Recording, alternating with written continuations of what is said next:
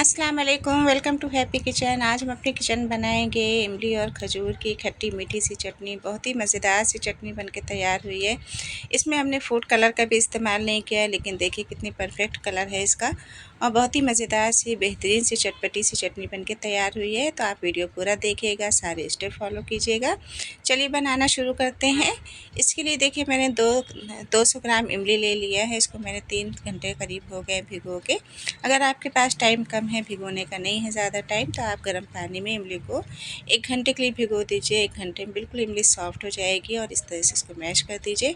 अगर मैश करने में दिक्कत हो रही है तो आप मिक्सर जार में इसको डालिए, थोड़ा सा इसको मिक्सर जार में इसको हल्का सा ग्राइंड कीजिए। बिल्कुल एकदम इस तरह से मिक्स हो जाएगी इमली।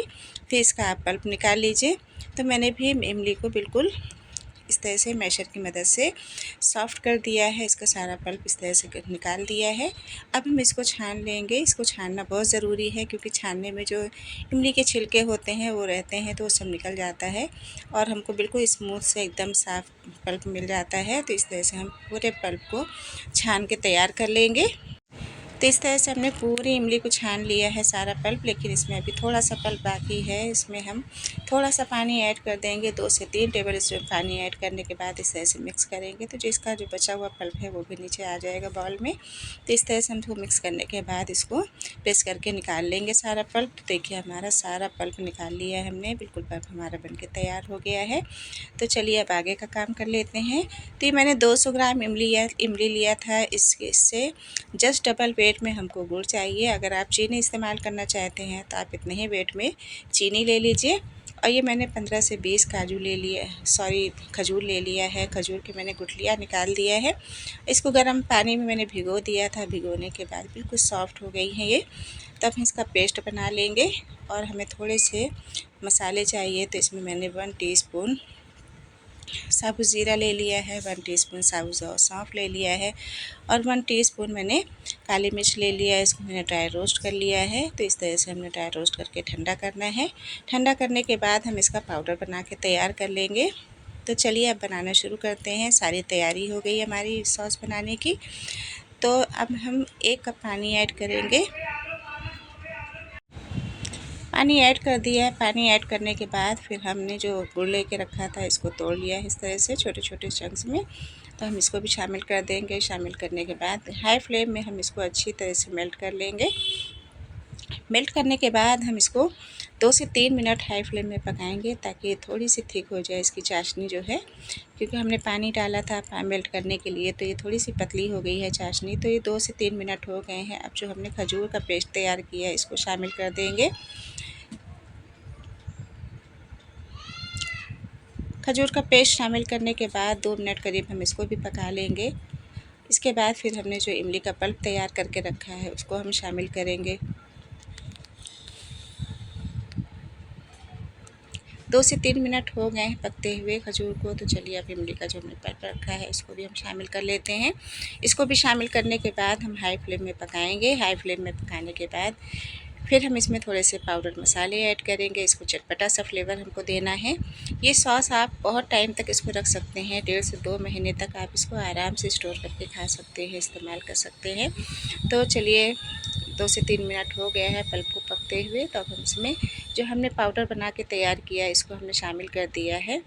अब इसमें हम चटपटा सा फ्लेवर देने के लिए थोड़े से पाउडर मसाले और ऐड करेंगे। तो मैंने ½ टीस्पून काला नमक इस्तेमाल किया है। तो मैंने ½ टीस्पून चाट मसाला इस्तेमाल किया है। और ये मैंने ½ टीस्पून नॉर्मल नमक ले लिया है। और ये 1 टीस्पून मैंने नॉर्मल हमारी मिर्च पाउडर होता है उसका इस्तेमाल किया है। और 1 टीस्पून हमने ये कश्मीरी लाल मिर्च का पाउडर इस्तेमाल किया है। और ये मैंने ½ टीस्पून सौंठ का पाउडर इस्तेमाल किया है। और ये मैंने ½ टीस्पून कलौंजी इस्तेमाल किया है। इसका कलौंजी का फ्लेवर बहुत अच्छा आता है। आप सौंठ और कलौंजी को बिल्कुल भी स्किप मत कीजिएगा। इन 2 चीज़ों का फ्लेवर चटनी में बहुत ज़बरदस्त होता है। इससे डबल हो जाता है टेस्ट चटनी का। तो इस तरह से हमको सारी चीज़ों को मसालों को डालने के बाद मिक्स कर देना है। मिक्स करने के बाद मीडियम फ्लेम पे हम इसको 10 से 12 मिनट के लिए करीब पकाएंगे। तो देखिए 10 से 12 मिनट करीब हो गए हैं। मसाले अच्छी तरह से फ्लेवर मसालों का आ गया है। तब इसमें थोड़े से हम नट्स का इस्तेमाल कर रहे हैं। इसमें मैंने 2 टेबल स्पून मगज़ ले लिया है।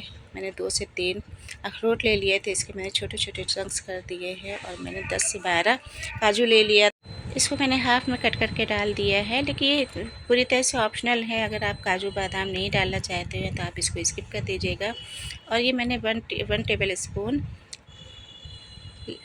सफ़ेद तिल का इस्तेमाल किया है। लेकिन ये सारी चीज़ें ऑप्शनल हैं, अगर आप नहीं डालना चाहते हैं तो इन चीज़ों को इस्तेमाल मत कीजिए। काजू, अखरोट और तिल जो मैंने डाले हैं इनको स्किप कर दीजिएगा।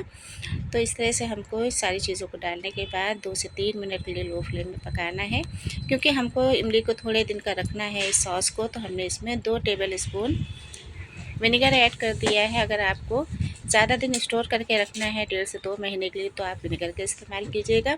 अगर आपको स्टोर करके नहीं रखना है चटनी को तो फिर आप विनेगर को स्किप कर दीजिएगा।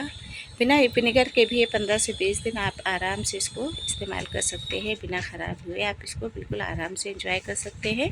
तो इस तरह से देखिए इमली की सॉस हमारी बनके तैयार हो गई है। हमने गैस की फ्लेम को भी ऑफ़ कर दिया है, बिल्कुल कंसिस्टेंसी एकदम परफेक्ट है। अभी ये सॉस हमारी गर्म है इसलिए थोड़ी सी पतली लग रही है। ये रूम टेम्परेचर में आने के बाद थोड़ी सी थिक हो जाएगी। तो देखिए ये सॉस हमारी रूम टेम्परेचर पे आ गई है, इसकी थिकनेस देखिए बिल्कुल परफेक्ट है।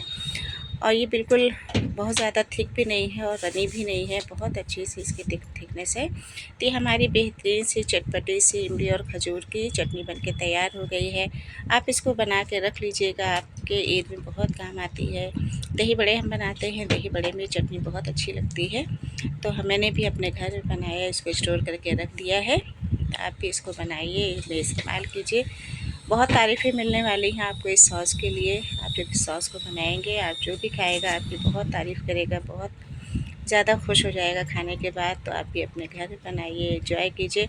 अगर आपको मेरी रेसिपी अच्छी लगती है तो आप इसको ज़्यादा से ज़्यादा अपने लव वंस में शेयर कीजिए, वीडियो को लाइक कीजिए और कमेंट बॉक्स में अपना फीडबैक दीजिए। चैनल पे नए हैं तो चैनल को सब्सक्राइब कीजिए, फेसबुक में देख रहे हैं तो हमारे पेज को फॉलो कीजिए। तो मिलते हैं अगली वीडियो में। अल्लाह हाफिज़।